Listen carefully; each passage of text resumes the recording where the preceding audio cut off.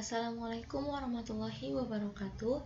Di sini saya perwakilan dari kelompok 4 yang beranggotakan Angelina Putri Dapana, saya sendiri Fajrina Melia, Heti Junior, Rizkia Lestari akan mempresentasikan hasil diskusi kelompok kami dengan materi diksi atau pilihan kata yang dibimbing oleh Ibu Neneng Nurjana, Magister Humaniora, selaku dosen mata kuliah Bahasa Indonesia. Pengertian diksi. Diksi merupakan pemilihan kata yang paling tepat untuk menyampaikan suatu maksud. Pemilihan kata yang tepat bertujuan untuk memberikan kesan serta pesan agar mudah diterima dengan lawan bicara. Diksi sangat berguna dalam penulisan karya tulis seperti puisi, novel, laporan, dan sebagainya. Ada beberapa menurut para ahli. Yang pertama, menurut Keraf. Yang kedua, menurut Widya Martaya. Yang ketiga, menurut Ajmadi. Yang keempat, menurut Mustaqim.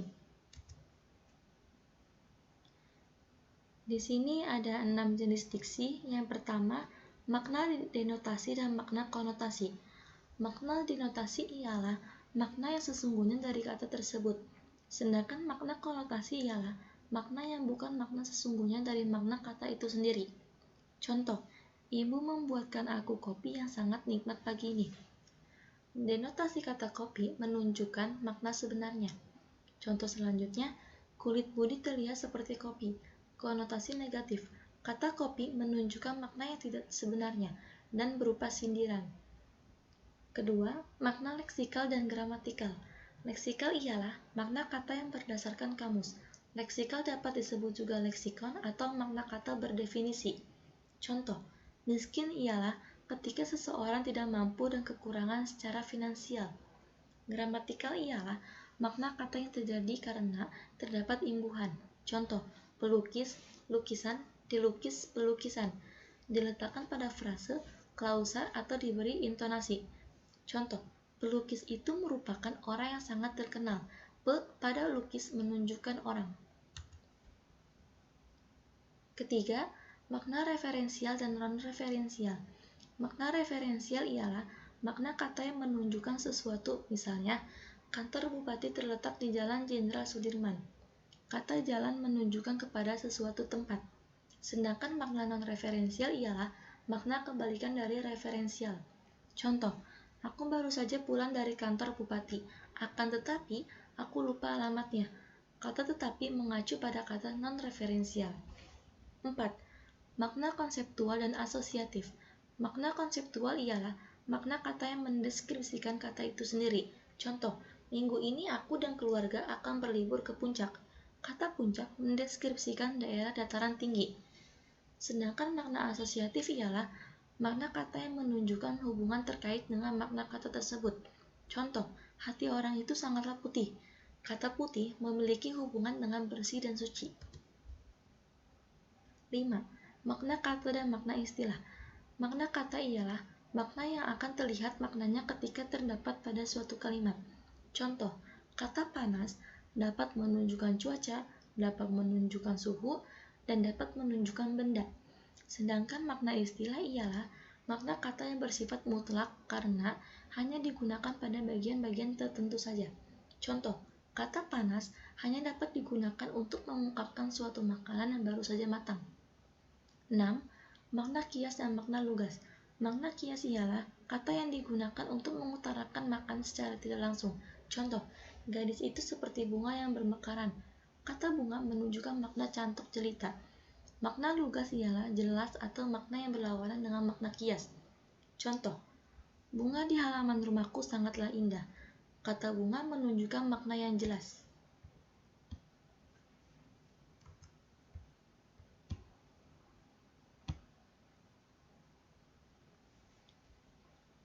Di sini ada 3 ciri-ciri diksi. Yang pertama, tepat dalam pemilihan kata untuk mengungkapkan gagasan atau hal yang diamanatkan.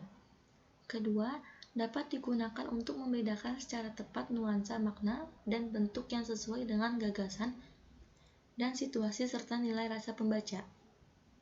Yang ketiga, menggunakan pembendaharaan kata yang dimiliki masyarakat bahasanya dan dapat menggerakkan dan memberdayakan kekayaan tersebut menjadi jaring kata yang jelas. Fungsi diksi. Adapun untuk fungsi diksi sendiri yaitu pertama, membuat orang yang membaca ataupun mendengar karya sastra menjadi lebih paham mengenai apa yang ingin disampaikan oleh pengarang. Kedua, membuat komunikasi menjadi lebih efektif. Ketiga, melambangkan ekspresi yang ada dalam gagasan secara verbal, tertulis ataupun terucap. Keempat, membentuk ekspresi ataupun gagasan yang tepat sehingga dapat menyenangkan pendengar ataupun pembacanya. Kelima, melambangkan gagasan yang diekspresikan secara verbal. Tujuan diksi. Tujuan diksi atau pemilihan kata adalah untuk memperoleh keindahan guna menambah daya ekspresivitas. Selain itu, berfungsi untuk menghaluskan kata dan kalimat agar terasa lebih indah. Dan juga dengan adanya diksi oleh pengarang, berfungsi untuk mendukung jalan cerita agar lebih runtut mendeskripsikan tokoh, lebih jelas mendeskripsikan latar waktu, latar tempat, dan latar sosial dalam cerita tersebut. Gaya bahasa diksi. Dengan penggunaan diksi yang tepat dan sesuai dengan pengekspresian paragraf atau wacana, maka gaya bahasa menjadi efektif. Sehingga gaya bahasa membentuk suasana kejujuran, kesopanan, kemenarikan, tingkat keresmian, atau gaya percakapan. Gaya bahasa yang dihasilkan oleh pilihan kata terbagi 3, yaitu gaya sederhana, gaya menengah, dan gaya mulia. Syarat diksi. Di sini terdapat 6 syarat diksi. Pertama, membedakan makna denotasi dan konotasi dengan cermat. Denotasi yaitu kata yang bermakna lugas dan tidak bermakna ganda, sedangkan konotasi dapat menimbulkan makna yang bermacam-macam. Lazim digunakan dalam pergaulan untuk tujuan estetika dan kesopanan.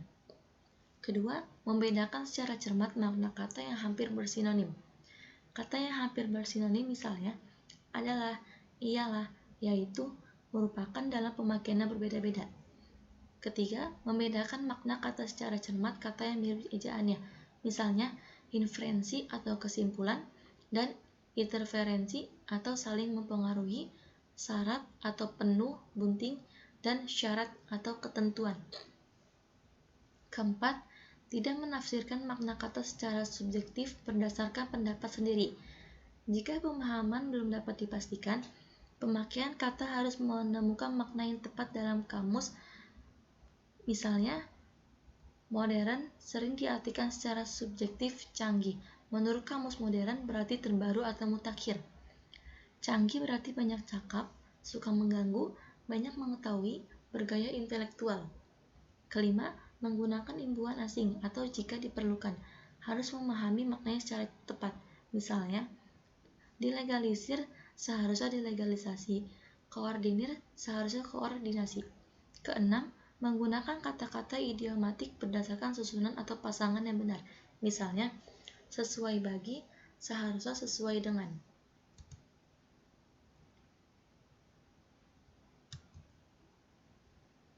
Terima kasih. Wassalamualaikum warahmatullahi wabarakatuh.